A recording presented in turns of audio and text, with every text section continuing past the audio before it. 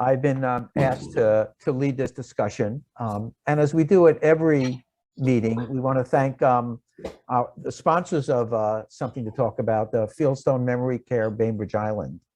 Fieldstone is now accepting residents, and they also offer day stay and respite programs. So if you're interested, call 360-689-4314 to schedule a tour of Fieldstone's apartments on Rolling Bay. And I wanted to thank Fieldstone also personally for sponsoring this. Today, we have Chris Wierzbicki, Public Works Director, to give us an update on the Sustainable Transportation Plan, which was a major and ambitious effort by not only staff, but a host of members of the community. So it was a major effort. And Chris, why don't you get us started, talk about the purpose, why it was needed, and what we have. Yeah, so I've got a whole slew of things to share with you. Just a little background about me. So I started, so I'm the Director of Public Works for the City of Bainbridge. Public Works takes care of all of the city's infrastructure. So all of our water and sewer lines, the wastewater treatment plant, our roadways and our facilities and our fleet. We have about 45 employees in Public Works, and we spend most of the city's money on things. We are the big spender department of the city because we take care of so many different things for the community. I started with the city in 2019, so I've been there about 3 years. But before that, I worked for the city from 2007 to 2013 as the deputy planning director and a project manager for the city at that point. And I had some time between where I did some other things and worked in nonprofit world, et cetera. But it's good to be back. But I've lived here as well for the last 15 years or so. So I'm gonna share my screen with you so you can follow along with me. And here we go. Can you all see the slide? It looks okay. Yeah, okay, good. So I'll just tell you a little bit about what is, we'll talk about what is sustainable transportation, give you a little bit of background on the process, tell you about the kind of history of how we got here, and then I'll give you an overview of kind of what the plan is and what it does, and then we can have a discussion, ask questions. So, starting from the very top, what is transportation, right? It's the movement of people, goods from one place to another. It's a pathway that connects people to opportunities. And just the same way that the circulatory system carries all the important things in our body, the transportation system in a particular community does the same thing. It helps create a healthy community and helps goods and people flow and do the things they need to do, right? But sustainable transportation itself is really focused on options, having a lot of options for transportation, and particularly options that are not single agency vehicles. So we're really focused on walking and biking, transit improvements, slowing down vehicles, creating green ways, and creating mostly options and safe options for people to use to get around that eliminate them having to drive themselves everywhere. And when we started this work, we looked a lot at kind of the island demographics, which I think you'll also find interesting. Just for a little background here, we looked at who lives on the island. The blue bars represent the island and the gray is Kitsap County. So we have more younger people and more older people than Kitsap County generally. But we have less people with disabilities, less people of color, and less people who speak English as a second language than the rest of the county does. On the left, you can also see we also have much higher incomes than the rest of Kitsap County. We have 56% of island households earn more than $100,000 per year. You can see that's kind of represented in this orange bar here, where it looks like it's more about 25% in the rest of Kitsap. And about 78% of Bainbridge Islanders own their own homes, whereas it's about only 67% in the rest of the county. We looked at where people live and work.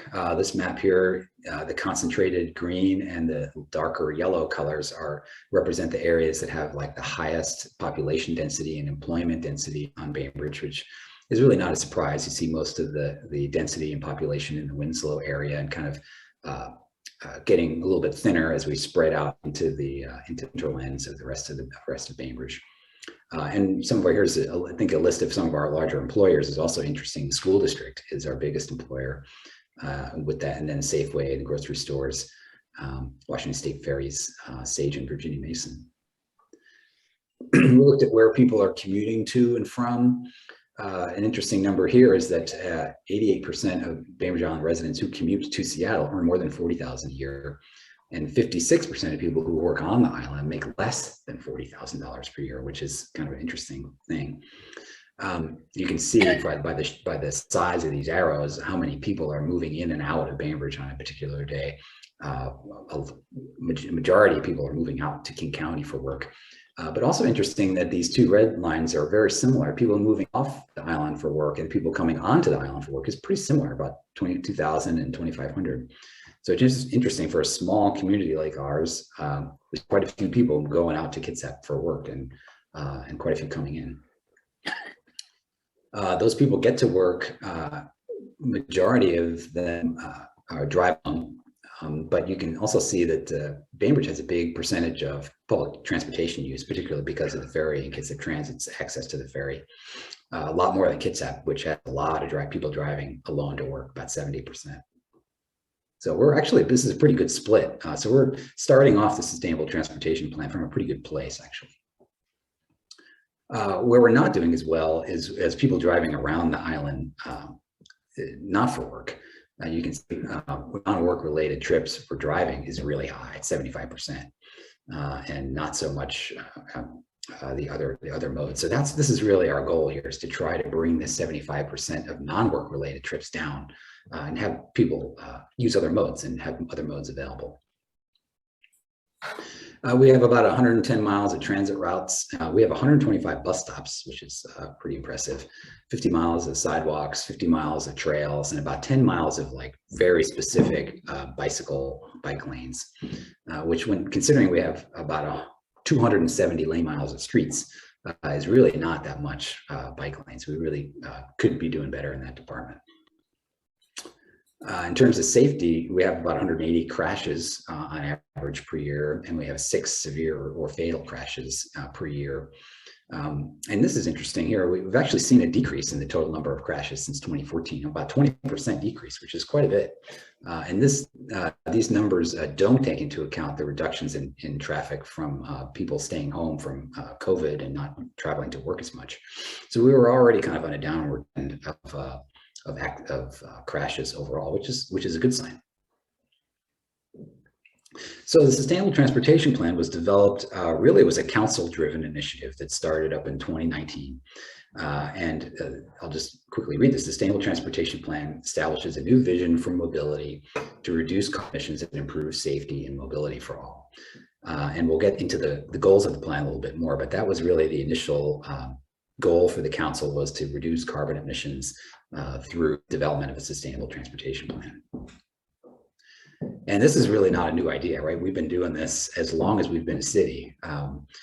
Some of you may know Andy Marin, who's been around the city for a while and who was a city council member.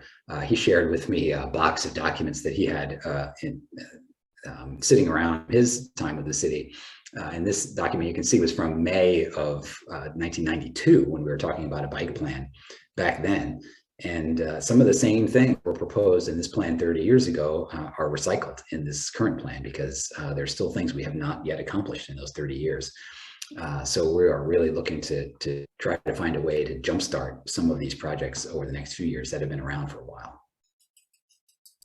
So like I said, we started in 2019.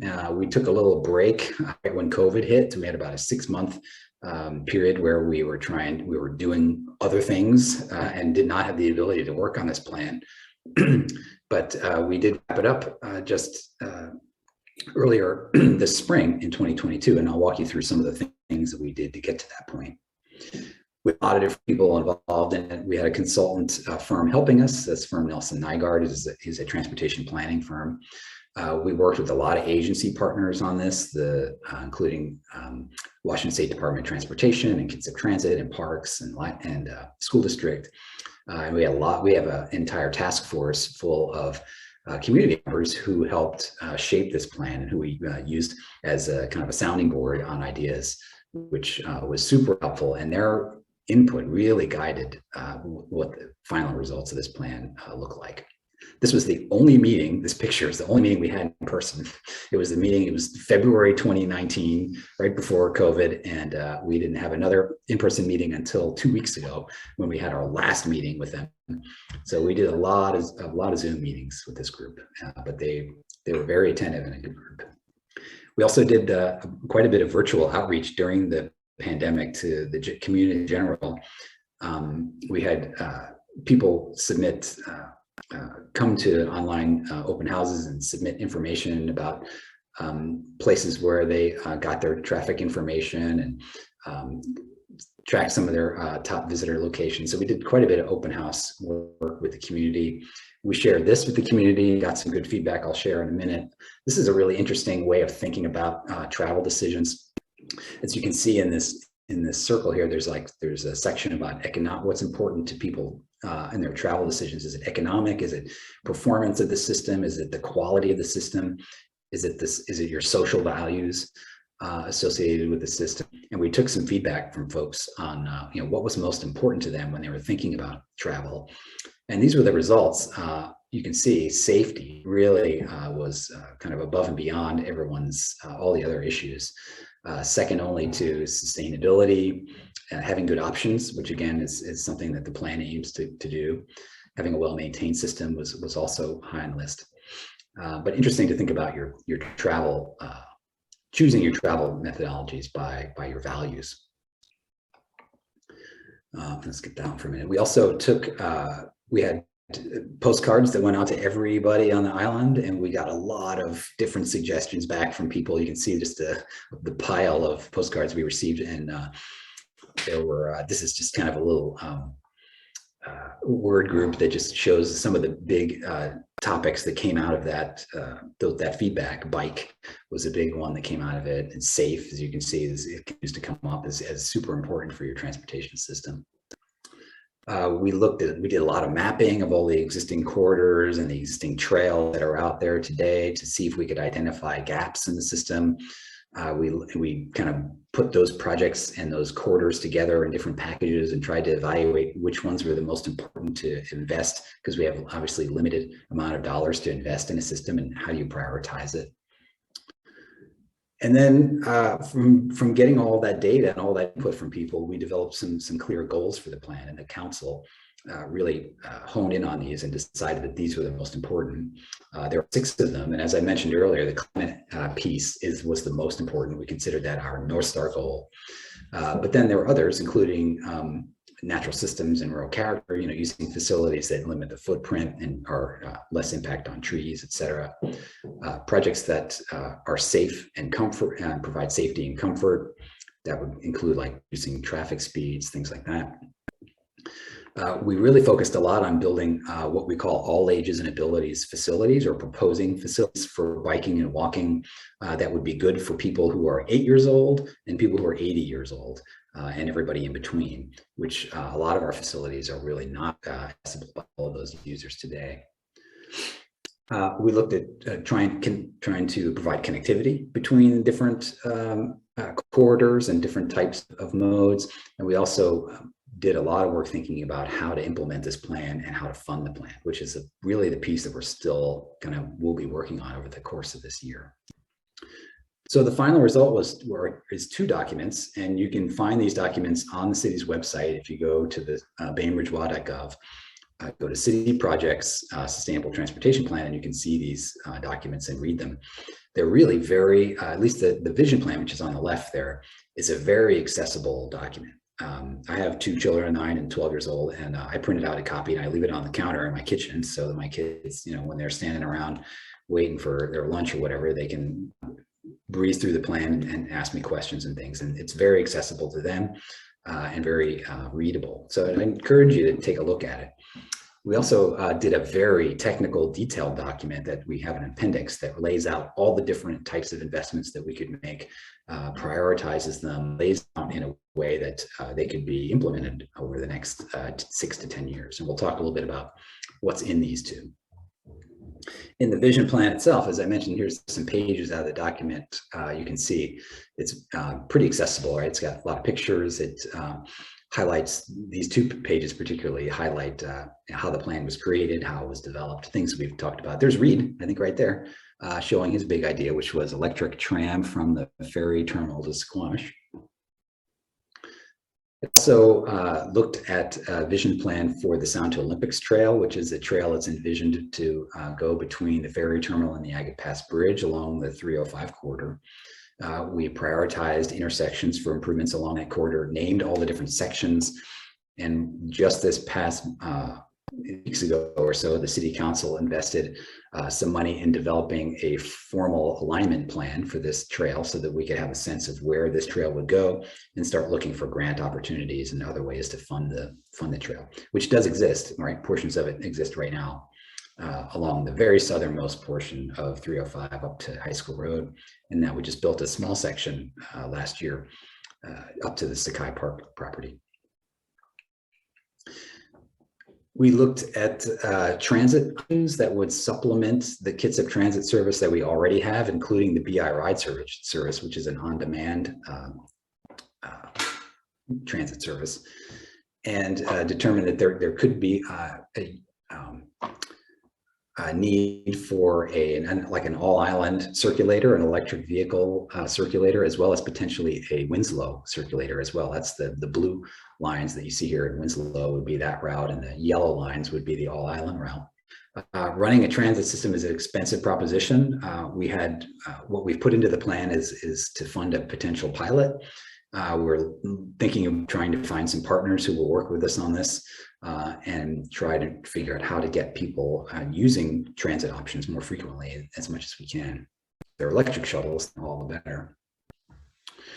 And then lastly, we created some scenarios for the City Council to consider. And I'm only going to review with you quickly the one that the Council decided to move forward with just last month. And in those scenarios, there's packages of different buckets of things. For example, we had a bucket of walking and rolling projects, different on-the-ground projects that would help people get to places, bike lanes and sidewalks, and help people get places safer. We had a host of transit and mobility focused projects, so things like bike sharing projects and the electric vehicle shuttle. And then programs and different policies that would supplement those projects and those investments. And we can talk a little bit about what those are. But this is the scenario that the preferred scenario that the council selected moving forward. And it's a 6-year plan that would include about a $30 million investment over 6 years, which is a big number. Just for reference, the city spends right now between $1.5 and $2 million a year on transportation improvements, a lot of non-motorized improvements in that dollar figure. And this plan would a little more than double that. So that's quite an investment for a city our size to make, but this is what the council was interested in. It includes a host of traffic calming projects, 19 different on-the-ground biking and rolling projects.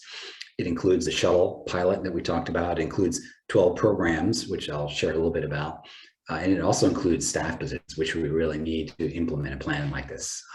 More people to take care of things out on the ground, more people to do planning and construction work as well.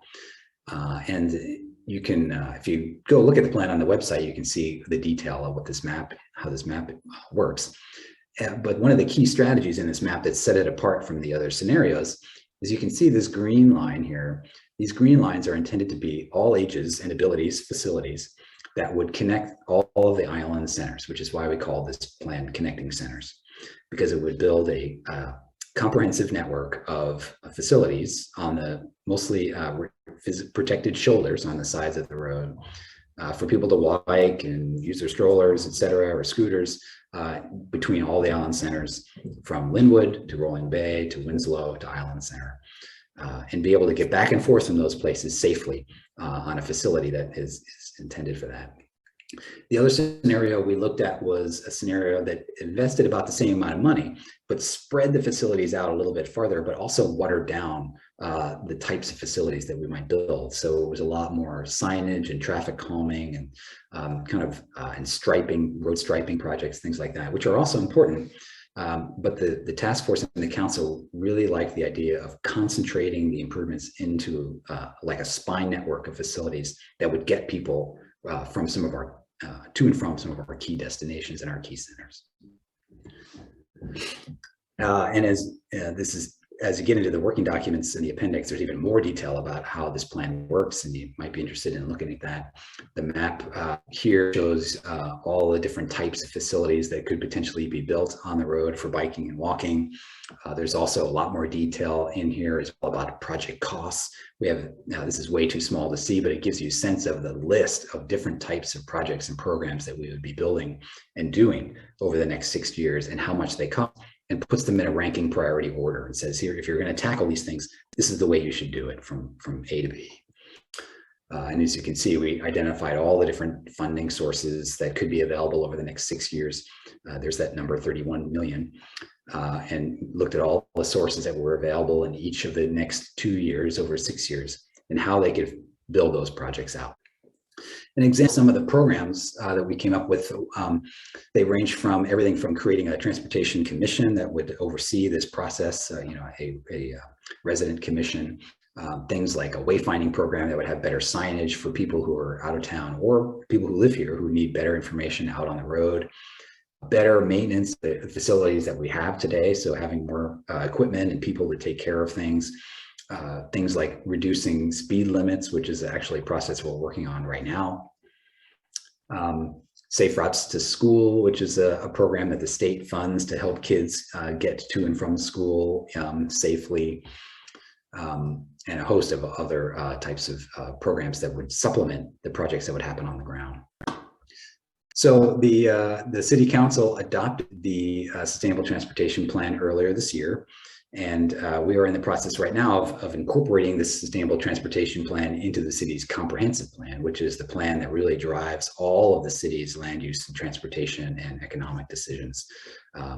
So we're going to be doing that work now. As I mentioned, the council also approved for a scenario, this connecting centers scenario, which is the focused kind of shorter, has a shorter term implementation and concentrates improvements and projects in a smaller area. And right now, this is what we're doing now. We're trying to work with the council to figure out how they want to fund the plan and how they want it to see it get implemented. And we're going to have our first conversation with the council about this on May 17th, when we talk to them about developing the budget for the next year and how are they, giving them some options for how they might fund a process like this and fund the plan. And yeah, so that's the majority of what I had for you. This is another document from the plan itself. As you can see, it's got a lot of graphics, a lot of interesting information in it. So I'd encourage you to check it out. And yeah, happy to answer any questions for folks in the meantime. Chris, I just want to say it's really ambitious, and I really think the city and people who work with you have done a great job. This is really pretty impressive. So thank you. Thanks, Bill. Any questions of Chris at this point? Well, I have one if I can start it. I noticed on one of the slides that in terms of funding sources, the largest proposed one is something called other city programs to be determined. What does that mean? And what is it? Yeah, so that's really the discussion that we need to have, right? So all of the other fundings line items in that little spreadsheet that you saw are funding sources that already exist, right. And we have in some cases leverage to raise those, to get more revenue from those sources or not. But the other city funding is really a bucket that is yet to be determined, as it said. And the way that this particular scenario strategy was developed was that it made a lot of sense for these the way the projects are laid out, to think about the city potentially putting some money into starting a series project, getting them started on the ground, and then potentially going out to the voters to ask for additional funding to finish the plan in a couple of years after everyone got a sense of what these facilities look like, started to get used to them and started using them and saw the benefits. So that was the strategy there, was that maybe the city would fund up some of these facilities, get them started, and then ask the public to continue to support them and get the plan completed over a period of time. And would that whether be, the council will take that direction, we don't know, but that was the strategy. would that be like consulmatic bonds or impact Yeah, we have- increases or property tax increases? It would probably be a levy. The way this whole project came together originally was that we had a levy for to fund non-motorized improvements that did not pass. I think it was in 2017 or 18. I can't remember exactly. And so the council really kind of gave that some thought and said, well, what could we do to interest more people in this and to get people excited about it and want to support it?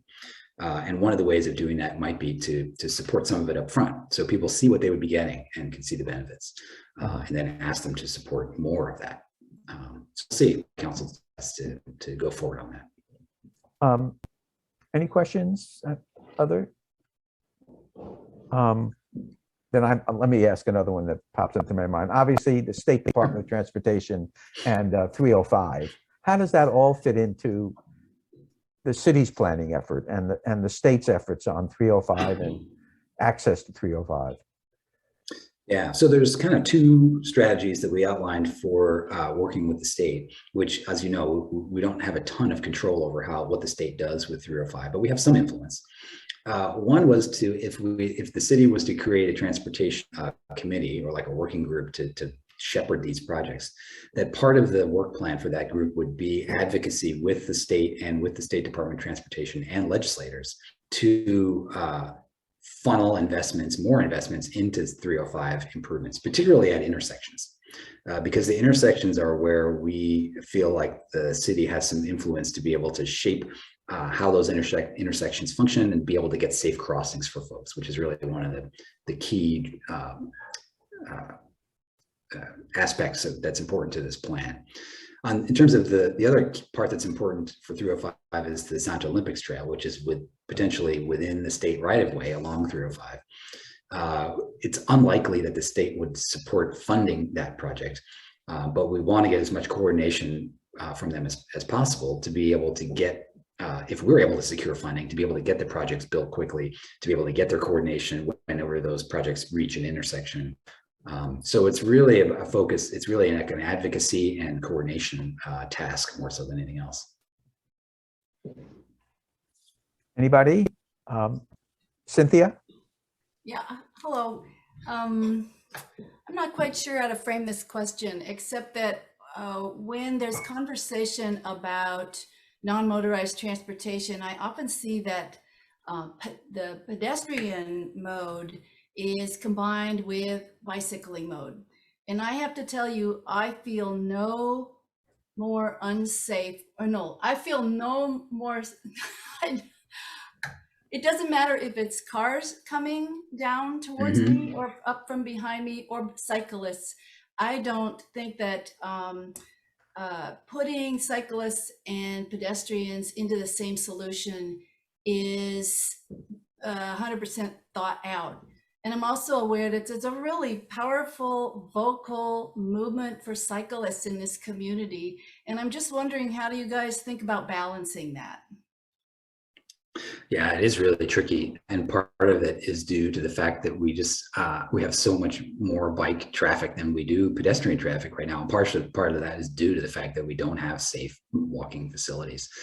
One of the ways that we're tackling that is through the design of the facility itself. So the facility type that we're thinking of, that had in our heads and we're putting this plan together, is something that we don't have right now on the island, but that we'll be thinking about building as a part of the new Madison sidewalk and bike lane project that we're working on right now, which is a facility that basically lives in the shoulder of the road and doesn't expand the road significantly or potentially take down lots of trees because it's off on the side of the road, but is raised vertically the way a sidewalk is, but with an angled curb, so that, and a little bit wider than your traditional bike lane, so that it could be used by people who are walking and biking.